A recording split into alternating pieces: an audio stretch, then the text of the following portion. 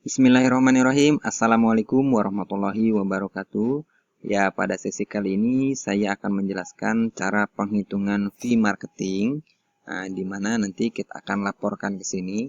Tapi sebelumnya kita coba hitung di sistem kesehatan keuangan ini. Sebelum masuk ke perhitungan fee marketing, saya akan jelaskan tadi yang sempat tertinggal, yaitu cara melakukan hyperlink kepada bukti transfer. Caranya adalah kursornya pindahkan kepada nomornya, kemudian klik kanan, hyperlink, tujukan kepada tempat di mana bukti transfer itu berada. Misalkan di nama buyer 1, klik fotonya, kemudian oke. Nah, seperti ini.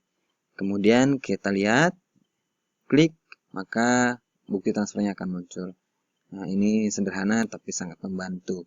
Seperti itu. Ini dilanjutkan dengan bukti transfer yang selanjutnya. Oke. Ini sekilas ulasan dari yang tadi. Sekarang kita masuk ke perhitungan fee marketing. Dalam perhitungan laporan fee marketing ini kita akan menemukan, sebentar. Nah, kita akan menemukan nama buyer di mana ini tadi sudah kita input dalam SAA, data buyer diinput secara detail. Kemudian selanjutnya adalah kita melakukan transaksi penerimaan. Untuk Abdulnya kita coba buat lagi, contohnya tanggal 6. Tadi kita atas nama Apple ini sudah melakukan booking fee, ceritanya sekarang sudah melakukan pembayaran DP awal. DP awal disamakan saja. Kemudian penjualan kapling sudah masuk DP dari Apple, dari ini dari Apple. Sekarang kita coba dari yang lain ya, dari durian. Coba ngacolok ke nomor 5. Sekarang kita masukkan nominalnya, misalnya nomor 5 ini baru membayar 40 juta.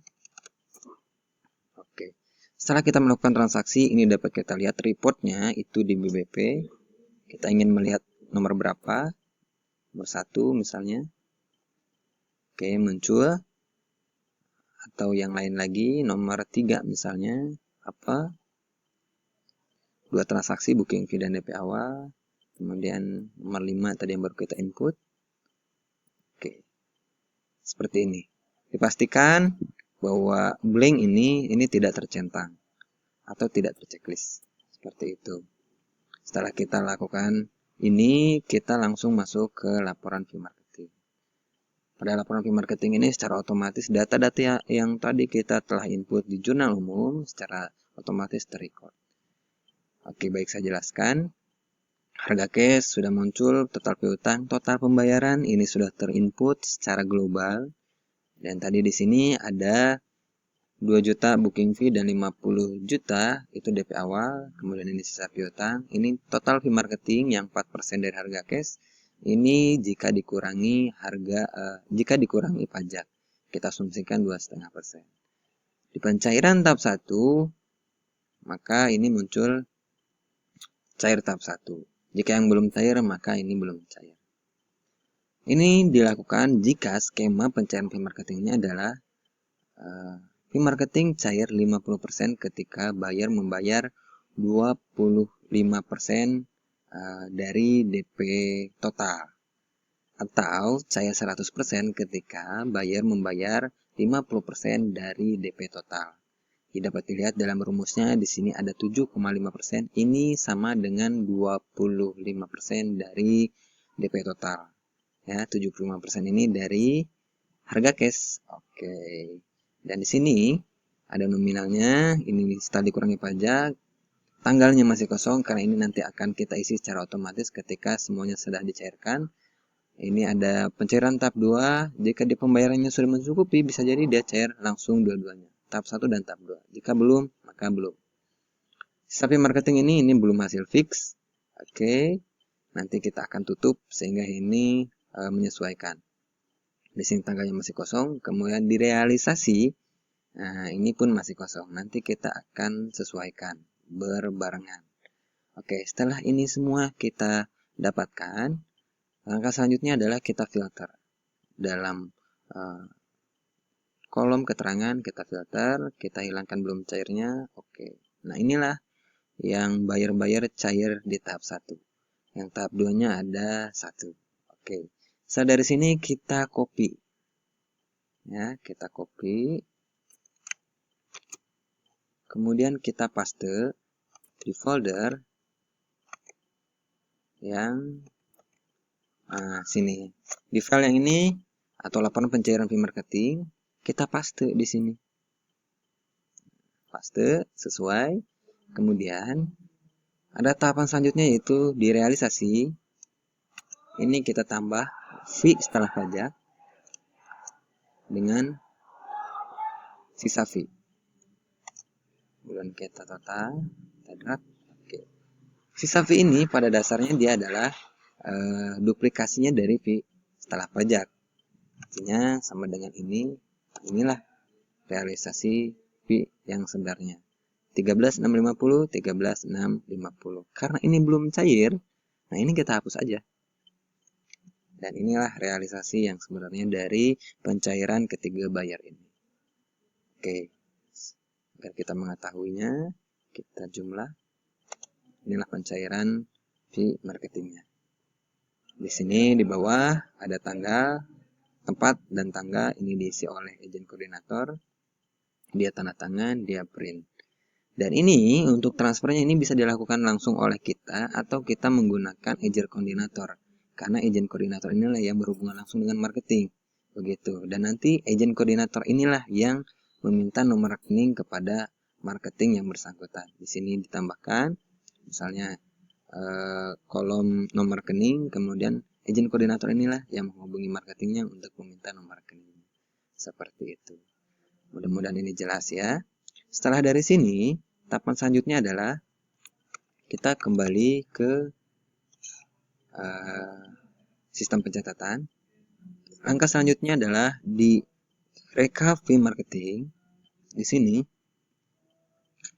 kita lakukan perpindahan data. Yang kita butuhkan adalah nama buyer, total yang dicairkan, dan tanggal.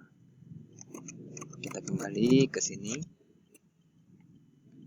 Nah, ini kita copy nama, kemudian realisasinya berapa.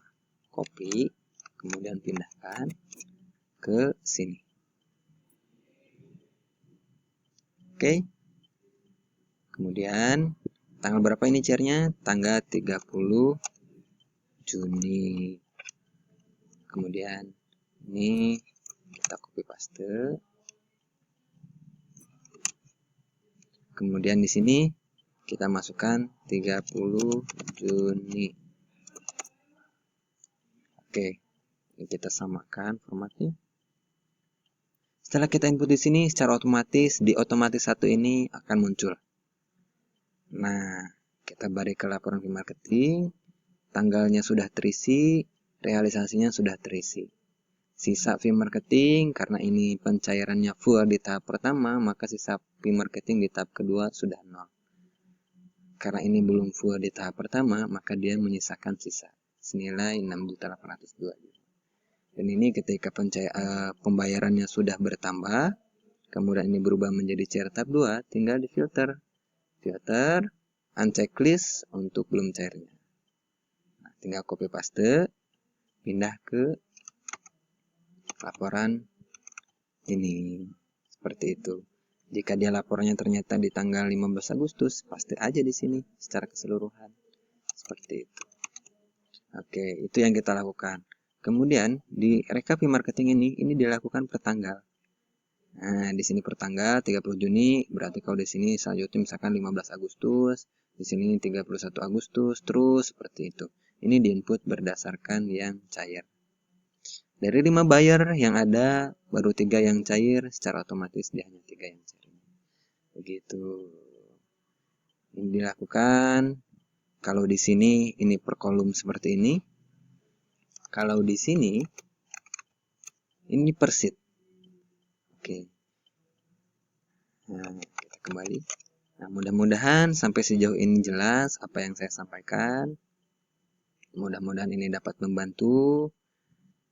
Dari awal kita sudah jelaskan, sama-sama mengikuti dari modal SAA, SJU, BB, BBP, NR, neraca, laba rugi, laporan fee marketing, rekap fee marketing, sampai kwitansi.